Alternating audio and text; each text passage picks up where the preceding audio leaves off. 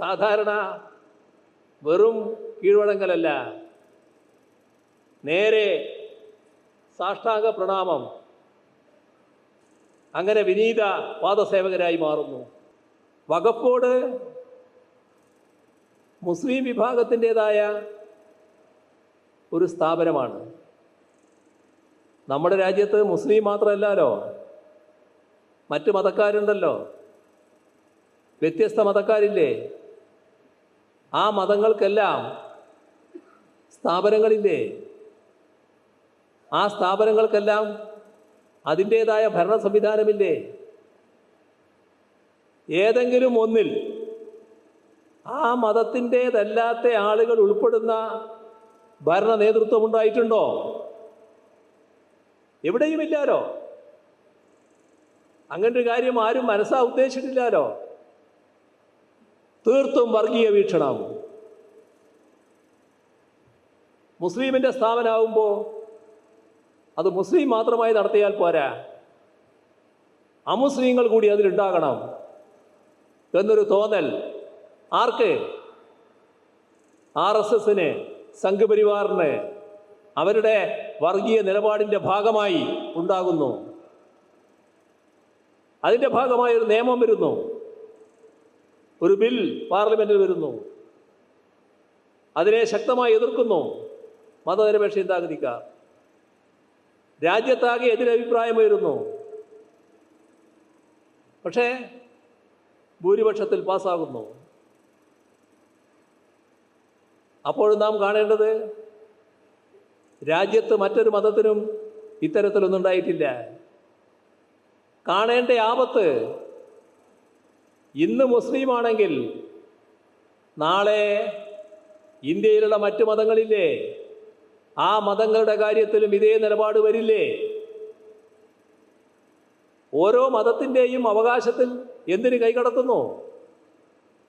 ആ മതത്തിൻ്റെ സ്ഥാപനം മതത്തിൽപ്പെട്ടവരല്ലേ നടത്തേണ്ടത്. ഇവിടെ ഒരു പ്രത്യേകത, ഗവൺമെൻറ് നോമിനേറ്റ് ചെയ്യേണ്ടവരുണ്ട്. 2 അമുസ്ലിങ്ങളും ഗവൺമെൻറ് നോമിനേറ്റ് ചെയ്യപ്പെടുന്നവർ അമുസ്ലിങ്ങളാണെങ്കിൽ അവരും കൂടി ചേർന്നാൽ ഈ പറയുന്ന വഖഫ് ബോർഡിൻ്റെ ഘടന അമുസ്ലിങ്ങൾക്ക് ഭൂരിപക്ഷമുള്ള ഒന്നായി മാറും. എന്തൊരു വിചിത്രമായ അവസ്ഥയാണ് നോക്കണം. എത്ര പച്ചയായാണ് വർഗീയ നിലപാട് സ്വീകരിക്കുന്നത് നോക്കണം. ഇതിനെ ശക്തമായി കേരളം എതിർത്തു. കേരള നിയമസഭ ഏകാണ്ടമായി പ്രമേയം അംഗീകരിച്ചു. മാത്രമല്ല, സുപ്രീം കോടതിയിൽ കേരള ഗവൺമെൻറ് കക്ഷി ചേർന്നു. ഈ നിയമം ശരിയല്ല എന്ന് പറഞ്ഞുകൊണ്ട്. ഇതെല്ലാം ഇവിടെ സംഭവിച്ചു. അപ്പോഴേക്ക് മറ്റൊരു കാര്യം വന്നു. ഈ പറയുന്ന വഖഫ് ബോർഡ് പുനഃസംഘടിപ്പിക്കേണ്ട സമയമായി, കാലാവധിയായി. കാലാവധിയായാൽ പുനഃസംഘടിപ്പിക്കണം നിയമത്തിൽ തന്നെയുണ്ട്. കാലാവധി കഴിയുന്നു. LDF സർക്കാർ പുനഃസംഘടിപ്പിച്ചു. എന്താ പ്രത്യേകത?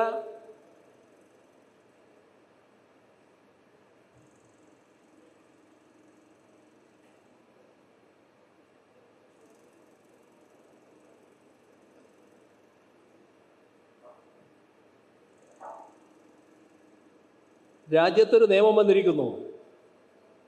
ആ നിയമത്തിൽ അമുസ്ലിങ്ങൾ 2 പേർ വേണമെന്ന് കൃത്യമായി രേഖപ്പെടുത്തിയിരിക്കുന്നു. അപ്പോൾ അമുസ്ലിങ്ങളെയും കൂടി ഉൾപ്പെടുത്തിയുള്ള ബോർഡല്ലേ വേണ്ടത് എന്നത് സ്വാഭാവികമായിട്ടൊരു പ്രശ്നമായി തീരും. പക്ഷെ എങ്ങനെയാണ് LDF ഗവൺമെൻറ് അതിനെ കണ്ടത്? ആ ഭാഗം സുപ്രീം കോടതിയിൽ ചോദ്യം ചെയ്തിരിക്കുകയാണ്, സുപ്രീം കോടതിയുടെ പരിഗണനയിലിരിക്കുകയാണ്. അതുകൊണ്ട് തന്നെ LDF സർക്കാർ ആ ഭാഗം ഒഴിവാക്കി വെച്ചു. ആ 2 പേരെ ഉൾപ്പെടുത്താതെ ബോർഡ് പുനഃസംഘടിപ്പിച്ചു. ഒരു കുഴപ്പമില്ല, ബോർഡിന് കോറമുണ്ട്. ആവശ്യമായ തീരുമാനങ്ങൾ എടുക്കാം. ബോർഡ് നടപടികൾ ആരംഭിച്ചു, അതിൻ്റെ പ്രവർത്തനങ്ങൾ നടക്കുന്നു. അതിനിടയിലാണ് തെരഞ്ഞെടുപ്പ് വരുന്നത്. തെരഞ്ഞെടുപ്പ് വന്നു, LDF പരാജയപ്പെട്ടു, പുതിയ സർക്കാർ വന്നു. അപ്പോൾ ഹൈക്കോടതിയിൽ ഇതിനെ ചോദ്യം ചെയ്തുകൊണ്ട് ഒരു സംഘപരിവാറിൻ്റെ ഭാരവാഹി, സംഘപരിവാർ ഭാരവാഹി കോടതിയിൽ പോയിരുന്നു, ഹൈക്കോടതിയിൽ പോയിരുന്നു. നേരെ പുതിയ ഗവൺമെൻറ്, LDF പരാജയപ്പെട്ടതിന് ശേഷമുള്ള പുതിയ ഗവൺമെൻറ് ആ കേസിൽ പോയി കോടതിയോട് അങ്ങോട്ട് പറയുകയാണ്. എന്താ പറഞ്ഞ കാര്യങ്ങൾ? വളരെ വിചിത്രമായ കാര്യങ്ങൾ. ഒന്നാമത് പറഞ്ഞു, ഈ ബോർഡ് നിയമാനുസൃതമല്ല. 2 അമുസ്ലിങ്ങൾ കൂടി ഉൾപ്പെട്ടതാകണം ബോർഡ്. ഇപ്പോൾ 2 അമുസ്ലിങ്ങൾ കൂടി ഉൾപ്പെടാത്ത ഈ ബോർഡ് നിയമാനുസൃതമല്ല. ഈ ബോർഡ് പിരിച്ചുവിടണം. ഞങ്ങൾ, അതായത് ഗവൺമെൻറ്, പുതിയ ബോർഡ് പുനഃസംഘടിപ്പിക്കാം. 2 അമുസ്ലിങ്ങളെ കൂടി ഉൾപ്പെടുത്തിക്കൊണ്ട് പുതിയ ബോർഡ് പുനഃസംഘടിപ്പിക്കാം. എങ്ങനെയുണ്ട്? ആരുടെ ന്യായാണത്? ആർക്ക് വേണ്ടിയാണ് ആ വർത്തമാനം? ഈ രാജ്യത്ത് ആ വാദം ഉന്നയിക്കുന്നത് RSSഉം സംഘപരിവാറും മാത്രമാണ്. RSSൻ്റെയും സംഘപരിവാറിൻ്റെയും ന്യായം അതേ രീതിയിൽ എങ്ങനെ കേരളം പോലൊരു സംസ്ഥാനത്തിലെ ഗവൺമെൻറ്റിന് പരസ്യമായി ഉന്നയിക്കാൻ കഴിഞ്ഞു? ഇതൊന്നും ആലോചിക്കാത്ത വിഷയമല്ലല്ലോ, ആലോചിച്ച് ചെയ്യുന്ന കാര്യങ്ങളാണല്ലോ. നോക്കണം, ആ വകുപ്പ് കൈകാര്യം ചെയ്യുന്ന മന്ത്രി ആര് എന്ന്. ആ വകുപ്പ് കൈകാര്യം ചെയ്യുന്ന മന്ത്രി ഇന്ത്യൻ യൂണിയൻ മുസ്ലിം ലീഗിൻ്റെ പ്രതിനിധിയാണ്. സാധാരണ കാര്യങ്ങളെക്കുറിച്ച് വിവരമില്ലാത്ത ഒരാളല്ല അദ്ദേഹം.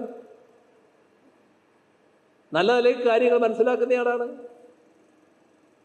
ഈ വിഷയത്തിൽ നിയമസഭ അന്ന് പ്രമേയം അംഗീകരിക്കുമ്പോൾ ഒരുപാട് നിർദ്ദേശങ്ങൾ നിയമസഭയിൽ അവതരിപ്പിച്ചയാളാണ്. എവിടെ പോയി അതല്ല? ആരുടെ മുന്നിലാണ് കീഴ്പ്പെട്ടത്? ആർക്ക് വേണ്ടിയാണ് നിലപാട് ഉപേക്ഷിച്ചത്? ഞങ്ങൾ പുനഃസംഘടിപ്പിക്കുന്നതിൽ 2 അമുസ്ലിങ്ങളെ കൂടി ഉൾപ്പെടുത്താമെന്ന നിലപാട് എങ്ങനെ വന്നു? ആ നിലപാട് സുപ്രീം കോടതിയിലെ കേസിനെ എങ്ങനെ ബാധിക്കും? LDF സർക്കാരാണ് അന്ന് കേസ് പോയത്. ആ കേസിൻ്റെ തുടർ നടത്തിപ്പ് ഉറപ്പുവരുത്തേണ്ടത് ഇപ്പോഴത്തെ സർക്കാരല്ലേ? ഈ നിലപാടാകുമ്പോൾ അത് നടക്കുമോ? വളരെ വിചിത്രം. സാധാരണ വെറും കീഴ്വഴങ്ങലല്ല, നേരെ സാഷ്ടാംഗ പ്രണാമം. അങ്ങനെ വിനീത പാദസേവകരായി മാറുന്നു. RSSൻ്റെയും സംഘപരിവാറിൻ്റെയും പാദസേവകരായി മാറുന്ന ചിത്രം. ഒരു പ്രത്യേകതയുണ്ടായത്, കേരളത്തിൽ എല്ലാവരും അത് എതിർക്കാൻ തയ്യാറായി. പ്രത്യേകിച്ച് മുസ്ലിം വിഭാഗത്തിലെ വ്യത്യസ്ത സംഘടനകൾ, എല്ലാ സംഘടനാ നേതൃത്വങ്ങളും മറ്റെല്ലാം മറന്നുകൊണ്ട് ഈ നിലപാടിനെ എതിർക്കുകയും തള്ളിപ്പറയുകയും ചെയ്തു. നല്ലത്. അപ്പോഴും ചിലർ വേണ്ടത്ര പറയാതിരുന്നിട്ടുണ്ട് എന്നുള്ളത് ഞാൻ കാണാതിരിക്കുന്നില്ല. എങ്കിലും പൊതുവെ എതിരായ വികാരം വന്നു. അതിൻ്റെ ഭാഗമായി ഇപ്പോൾ ചെറിയൊരു മാറ്റം. സുപ്രീം കോടതിയിലെ വിധിക്ക് ശേഷം ഞങ്ങൾ നിലപാടെടുക്കാം എന്ന നിലയിലേക്ക് മാറി. ഇതിൽ ദുരുദ്ദേശമുണ്ടോ? ഏതെങ്കിലും തരത്തിലുള്ള കുറുക്ക് വഴി തേടാൻ ഉദ്ദേശിക്കുന്നുണ്ടോ? സുപ്രീം കോടതിയിൽ നടത്തുന്ന കേസ് ദുർബലപ്പെടുത്തി കേസ് നടത്തേണ്ടത് ഇവരാണ്. ഇവർക്ക് നേരത്തെ ഉപദേശം കൊടുത്ത ആളുകളാണ് അവിടെ പോയി വാദിക്കേണ്ടത്. അങ്ങനെയുള്ള വാദത്തിൽ സുപ്രീം കോടതിയിൽ യഥാർത്ഥത്തിൽ ഈ രണ്ട് അമുസ്ലിങ്ങളെ ഉൾപ്പെടുത്തുന്നതിൻ്റെ ആപത്ത് ചൂണ്ടിക്കാണിക്കുന്നതിന് പകരം അത് പരോക്ഷമായി അംഗീകരിക്കുന്ന ഒരു വാദം നടത്തിക്കളിയോ? അങ്ങനെ അയ്യോ സുപ്രീം കോടതി പറഞ്ഞു ഇനി എന്ത് ചെയ്യാനാണ് എന്ന് പറഞ്ഞ് തങ്ങൾ ഉദ്ദേശിക്കുന്ന തരത്തിൽ രണ്ട് അമുസ്ലിങ്ങളെ കൂടി ഉൾപ്പെടുത്തലാണോ? ഇതും സമൂഹത്തിൻ്റെ മുന്നിലുള്ള സംശയമാണ്. ഇവരെക്കുറിച്ചാകുമ്പോൾ അത്തരം സംശയങ്ങൾ പലതും വരികയാണ്. കുറച്ച് നാളുകളേ ആയുള്ളൂ, 3 മാസമേ ആകുന്നുള്ളൂ. പക്ഷേ ഒന്നിനു പുറകെ ഒന്നായി ഇത്തരത്തിലുള്ള RSS അജണ്ടയ്ക്ക് കീഴ്പ്പെടുന്ന നിലപാട് നമ്മുടെ കേരളത്തിൽ നിർഭാഗ്യവശാൽ ഗവൺമെൻറ്റിൻ്റെ ഭാഗത്ത് നിന്ന് വരുന്നു. ഇത് ശക്തമായി തുറന്നു കാണിക്കാനാവണം. മറ്റു കാര്യങ്ങളിലെല്ലാം അഭിപ്രായ വ്യത്യാസങ്ങളാകാം. പക്ഷേ മതനിരപേക്ഷത സംരക്ഷിക്കുന്ന കാര്യത്തിൽ നമുക്കെല്ലാം ഒന്നിച്ചു നിൽക്കാനാകണം. ഇത് മതനിരപേക്ഷതയുടെ പ്രശ്നമാണ്.